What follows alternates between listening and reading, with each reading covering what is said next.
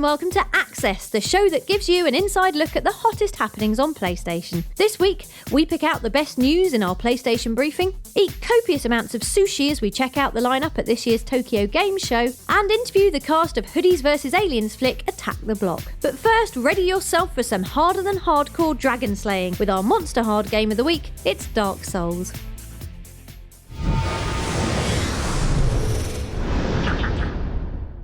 Yeah, alright, we know Dark Souls' big attraction is that it's harder than diamond-reinforced kryptonite, but did they have to make the game's opening so unremittingly bleak? Whereas most fantasy yarns start you off in the land of happy hills and rainbows, Dark Souls plonks you in a cell in the cheerily named Undead Asylum. So immediately you're thinking death and madness and, please mummy, can't I just play Cars 2 instead? Well, suck it up, Sonny, because that's not all. Your character is dead. Yep, developers from Software have saved you the bother of getting your head stoved in and cast you as a corpse from the outset.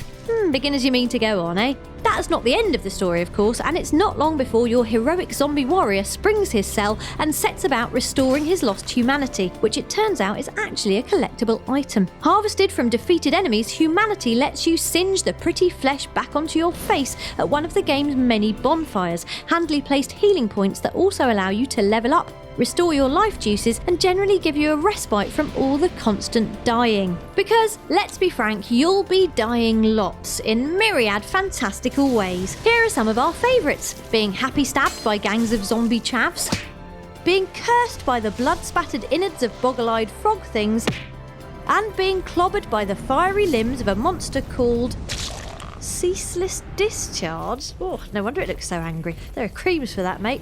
Happily, Dark Souls difficulty rarely induces fits of dual shock smashing rage, a point that producer Daisuke Uchiyama was keen to emphasise when we caught up with him in Tokyo. We've balanced the game and put a lot of emphasis on tuning, so that every time the player dies, they'll find new directions, new methods and new strategies that they'll want to try out just one more time in order to overcome the difficulties in the game. Hopefully that fine-tuned balance will get players to retry, to come back and face the challenges again and again.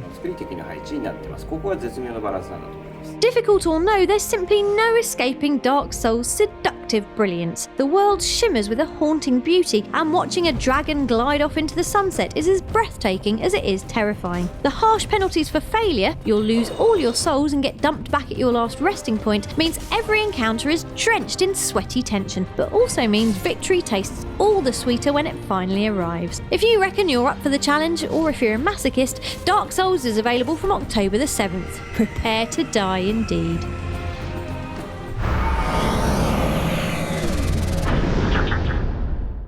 Time now for your PlayStation briefing, a 90-second harvest of the current news crop. E3 and Gamescom? Ha! Who needs them?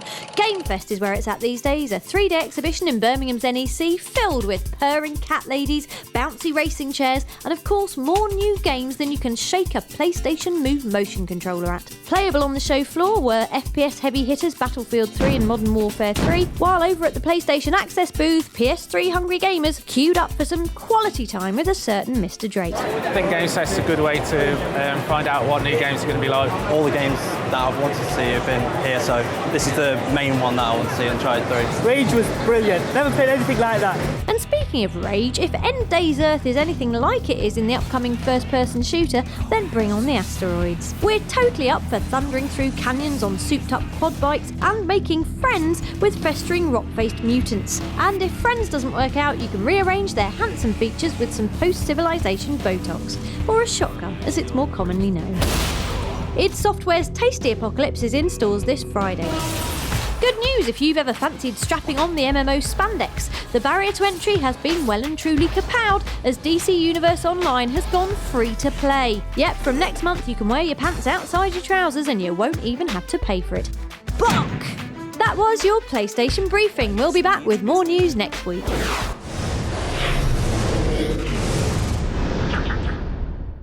Welcome to On The Store, the part of the show where we pick out the best of PS3's online goodies. Not explored the delights of Borderlands' cel-shaded post-apocalypse? Well, now you've got no excuse, as the Borderlands Game of the Year edition is coming to PSN, and with a dirt cheap price tag too. With a ton of DLC thrown into boot, that's a crazy amount of bang for your buck. How crazy? That crazy. Also available to download are this pair of spruced up Resident Evil titles. Resident Evil 5 Gold Edition sees Chris Impossible Biceps Redfield sweating through the African scrub while punching holes in infected zombie folk. Ugh, what on earth did you eat?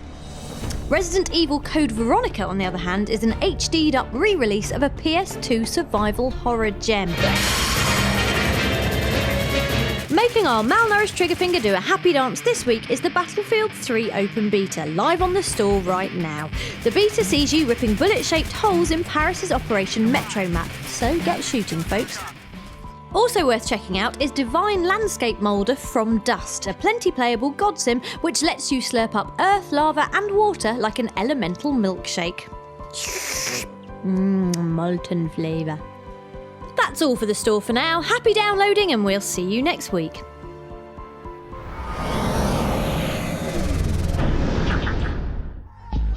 Movie time now as we look at the Blu-ray release of Alien Estate 'em Up Attack the Block.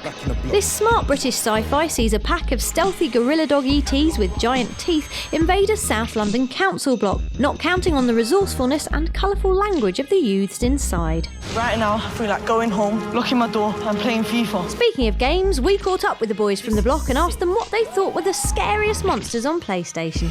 Oh, you know what I saw? You know Resident Evil? Yeah, you know Resident Evil? You know the man with the chainsaw and the thing round his head? He was serious. I had a sniper trying to snap his eye, yeah. He was hitting his eye and he was still running at me. The film is full of spot-on games references and PlayStation influences, so we got director Joe Cornish's simple take on what Attack the Block the game would be like. I think it would be a game involving kids with fireworks, samurai swords, mopeds and BMXs fighting off aliens in a tower block. What else do you need? But the guys were more ambitious. Third person, yeah, because we can't have a first person. It'd be like, I think, action adventure. Yeah, and also it'd be sandbox formatted, so you don't just have to play through the story. You can go and do other stuff. Like you can just go and just fight people. Objectives and that free for roaming that as well. Just to, like, objectives for Margaret. Help her take her cat out the tree. Yeah, all get a little penny to buy a new firework. Quite sweet, really, aren't they? Attack the Block is out on Blu-ray right now, and it is well worth checking out, fam. Get me, believe, etc. Wait, this is safe. Good luck.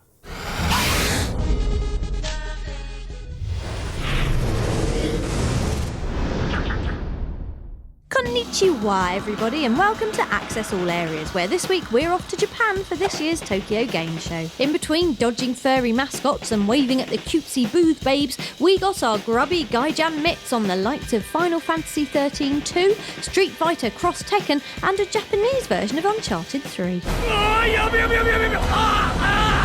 But it wasn't all dancing girls and wallet-mugging merchandise. Away from the show floor, we dropped in on Namco Bandai's impressive headquarters. They have a waterfall, people, and spoke to the crew about their upcoming lineup. Soul Calibur 5 is set 17 years after Soul Calibur 4. We did this so we could make a big difference in the story, gameplay and graphics. We also bumped into Katsuhiro Harada, the master behind the face-smashing Tekken series, who had a few choice words for his Street Fighter rival, Yoshinori Ono. Ono, we've crossed paths before, and just when I'm about to win, you cheat. Well, I've got something special planned for you next time, Ono. I'm coming for you! Next up, we snuck into Team Ninja's swanky evening event, where we heard all about Super Stabby sequel, Ninja Gaiden 3.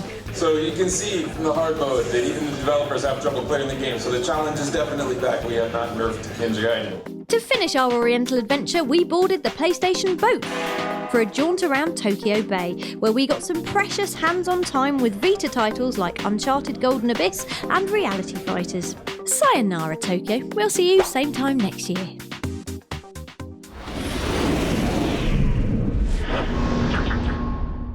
Before we head off, let us leave you with this nerdtastic movie reference found in mind-mangling chase-em-up driver San Francisco. Purchase the DeLorean, yes, the car from Back to the Future, hit that magic 88 miles per hour, and you'll be whizzed back in time to this infuriating challenge from the very first driver game.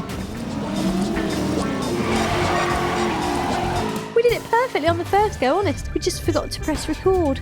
That's all for this week, but for more access, head on over to facebook.com/PlayStation Access or give this convenient QR code a quick scan. We'll see you next week.